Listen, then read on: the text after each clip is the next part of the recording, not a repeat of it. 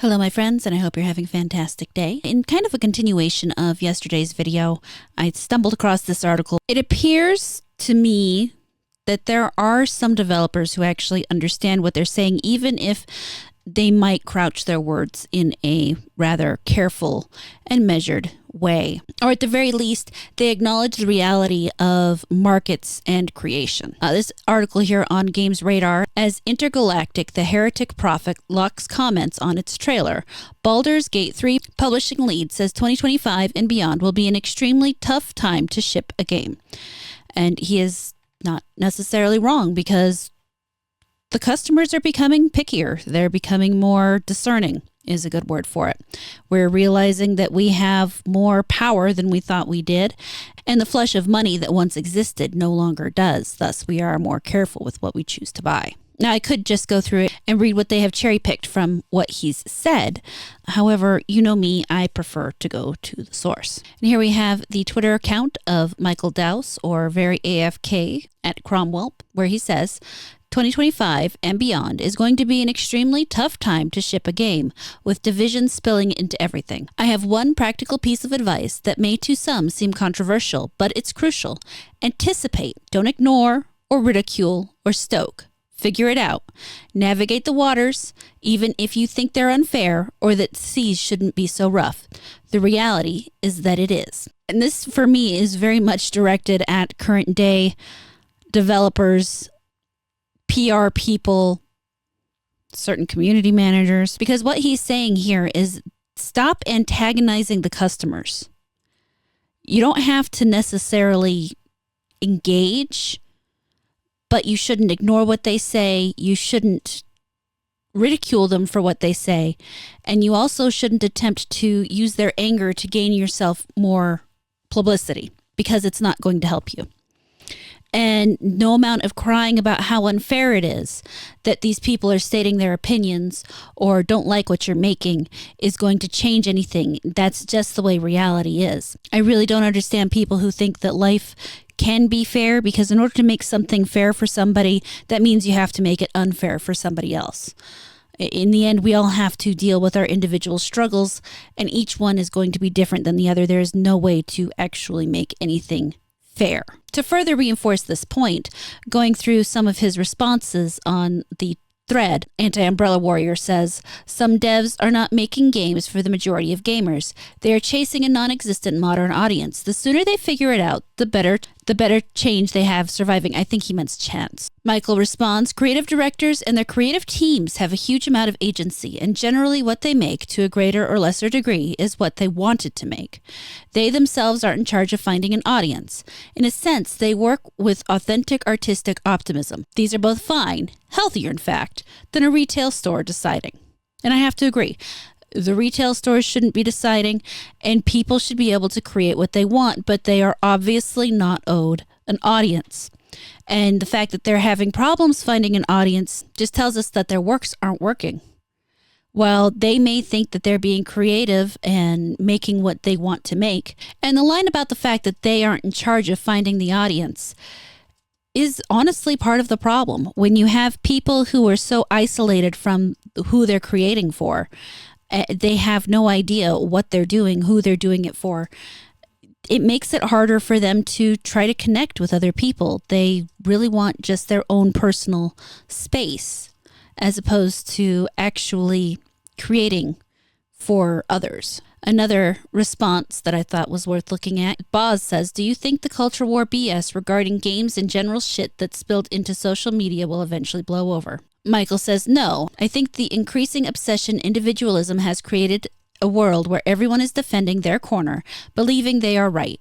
It has increased the perception of otherness, and everyone basically wants to find an echo chamber to feel safe in, which I can understand for both good and bad reasons. I'm not judging anyone. This is now the reality. In an industry where high risk equals pleasing everyone, it's basically antithetical to success. I also believe in individualism, be whoever you want to be as long as it doesn't hurt anyone else. But division has created a world of assholes. And he's not entirely wrong there, because right now we are dealing with a world where everybody sees people who disagree with what they want as an enemy. I discussed it yesterday. The people who would prefer attractive female characters to dress more modestly versus the people who like their attractive female characters to be very sexually out there, are currently facing the same issue. It always turns into a purity spiral when people don't recognize the fact that just because someone says they do or don't like something, that doesn't mean you have to then like it. It's an interesting point of evolution we're going through, and I don't know that anybody really wants to hear me ramble off on what I mean by that, but we're just at a state where people are still figuring out how to deal with this type of communication where you're constantly bombarded with all this fast information, and you have to make up your mind very quickly sometimes, and other times you can take your time to do it. And many people are stuck in a sort of fight or flight reflex, and a lot of them are going to fight, which, makes sense. They want to fight. They want to protect what they consider as their ground, but they don't necessarily consider the fact that the other person isn't really encroaching on their ground. Someone who wants sexualized characters isn't really saying that somebody who doesn't can't have them, and vice versa. Now, that's not to say there aren't those who would happily outlaw anything very risque to fit whatever they feel their personal ideals are. But that is an authoritarian issue, and the people who would do that kind of thing have issues outside of gaming that they would also apply that same logic to. The people who are really passionate about trying to control what other people look at have an authoritarian issue that is definitely beyond even gaming. And we see that right now, as we look at the people who have been trying to force what they want people to see and like down our throats.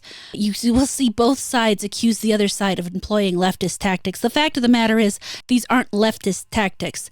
They're authoritarian tactics. Michael goes on to say, I want to contribute to a world of gamers where each player can be whoever they want to be and either publicly or privately celebrate that without judgment across the entire human experience. I guess that's why I love RPGs. They give agency, they don't remove it, but I'm digressing. As part of why I like RPGs myself, as I get to play the character I want to play, I get to tell the story I want to tell, within the confines, obviously, of another story. There's always limits in this case, and there will be for quite a while. But I can understand, after reading these things, why Baldur's Gate 3 was far more successful than the Veilguard could ever dream to be. Because while, yes, it did include the ability to choose your pronouns, and it included body types as opposed to male or female, and it even included the ability to mix and match your genitalia contrary to your pronouns, it didn't force anything on anybody. There was no top scar issue, for example. There was nothing that made, at least not as far as I've experienced in the game so far, there's nothing that made you feel like you were being forced into a specific agenda or narrative that you didn't want to participate in. You had the ability to move past that and to make your own decisions within the game and experience the world that you wanted to experience, as opposed to being forced to experience and do the things the game developers wanted you to. You could even be actually evil versus having to be semi-mean occasionally if you tried to do anything even slightly cruel. Literally an entire playthrough devoted specifically to that, if that's what you want to do. By allowing people the variety of experience, it became a very popular game. And it's funny because even in the comments here, you have people who will agree with him, but at the same time then turn around and argue with people who agree with him because they don't agree in the same way. It's very interesting to watch how people seem to think that even in that kind of agreement, you have to specifically align with other people, or you have to specifically align with their own opinion. And I said it last video as well. We still have not, quote, won this war.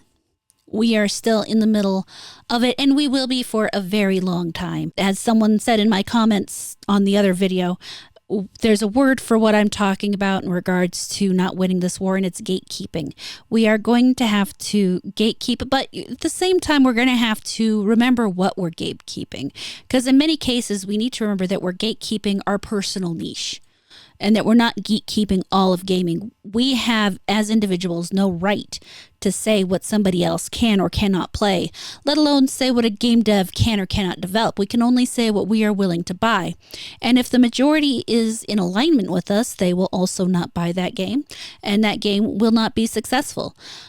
If enough people are against us, that game will still be successful whether we want it to or not. And we may sit back and wonder, how the fuck could anybody buy this game as I do when I watch people buy these sports games year after year after year, and the only thing they really do is change the roster. I don't understand how this is acceptable to them, but it is, and apparently it's widely profitable, or they wouldn't keep doing it year after year. Let's not even forget how much they're probably raking in off the loot boxes because people just can't help themselves and, kind of pay to win. But I don't play those games, so I don't understand it. It's okay if I don't understand it. It's not my money. I'm not being forced to play it. As long as they're happy, they can do whatever they want. And as long as it doesn't affect what I'm doing. The big problem we've been having is that there has been no space for those of us who don't feel the same way as the ones who have been currently developing the games. The downside for them is the people they thought they were developing for don't actually exist. And because of that, unfortunately, the games industry is going to be seeing a contraction going forward for the future. And, I wish I could say I was particularly brokenhearted for them. That would make me a much nicer person than I really am. But no, I'm not, because when it comes to market forces, things happen. It's just like any other force, any force of nature. It's like being sad when a lion eats a gazelle. I'm sorry, but it's a circle of life. It rules us all. I can't remember any of the further lyrics, or I would continue quoting. Plus, who knows, Disney would probably sue me or something. And after all that, I'm not sure if Naughty Dog did themselves a favor by turning off the comments or not. Maybe they did, maybe they didn't. On the plus side, they don't have to actually read everything on YouTube, so they don't have to look at all those nasty comments, but they just moved to Twitter anyway. They're all there instead. They're not escaping them. It's just, you're not getting away from it. And, they kind of deserve it. In another response, Michael says, I don't think progressivism is the problem so much as the idea that every game should be for everyone. They won't be. There's plenty to play. The idea that you should be whoever you want to be is both foundationally progressive and deeply rooted in RPGs, and maybe not other genres. Probably what people want is more choice. More choice is never a bad thing, but you cannot please everyone, and as budgets expand even further, this is even more true. In other words, reality is at odds with economic success. I'm pretty sure I've already said it at least once this video. It's another thing that I do say is that one game isn't meant to be for everyone. And the fact that current AAA seems to focus on trying to make a game for everybody is part of their biggest problem. They need to stop trying to force games onto everybody and actually make games that a specific section wants, that people they know will give them money want, and to make their budgets and team sizes match that appropriately. That is where they will finally see success. So, in my opinion, Michael is wrong in the idea that reality is at odds with economic success. The problem is that they don't understand what reality is, and thus they cannot get to economic success. Budgets do not have to continue to expand the way they do. They can find other ways to do things. They can make things cheaper, partly by not making them as complicated. I know that a lot of the focus on current day graphics is one of the huge issues, but if it looks great but plays like shit, nobody wants it. I don't care how great it looks. I don't think anybody would play Stellar Blade if when they touched the controller, Eve didn't do anything. They would not be entertained and they wouldn't be happy with it. Sure, she'd be great to look at and they might run up and down the ladder for a while, but in the end, it wouldn't sell because people would be complaining about the gameplay. I think the worst part of this article is where they say turning off the comments hasn't stopped people from complaining that the protagonist, Jordan, is a woman without long flowing hair. I don't think anybody actually cares that she doesn't have long flowing hair. What they care about is the attitude that goes along with that and how it's portrayed. It just doesn't work for them. I'm sure there are a couple people out there it does work for, but for the majority, we're tired of seeing it. We're tired of seeing these women who are pissed off and mad at everything. Because who really wants to see a pissed off woman all the time? It's not fun. It's not pleasant. It'd be nice to see something different, even if she is bald-headed. All that said, let's go ahead and head into a quick pup date. And here we have Grace giving the puppies a little meal. They're at the point now where she can, in fact, stand while they feed. She's obviously not nursing them as much as she used to because they're getting so big and so toothy. So the dog food output has increased considerably as they are transitioning from mom's milk to, well, right now, softened food. And eventually in the next week or two, they will be on hard food. With that in mind, I need to express a deep thank you to Algorithmic Abyss and Briars, both who purchased items from my Throne wish list, some of which will be a huge help with the puppies. Thank you both so much. Your kindness is overwhelming and leaves me with problems finding words. All that said, guys, let me know if you have any thoughts on anything I've said here. I look forward to reading your comments after every video. It is probably one of my favorite things. Thank you so much for watching this video. I really hope you enjoyed it. Please like, comment, subscribe, and turn on the notifications. If you really liked it, you can feel free to share it around, and I will catch you later.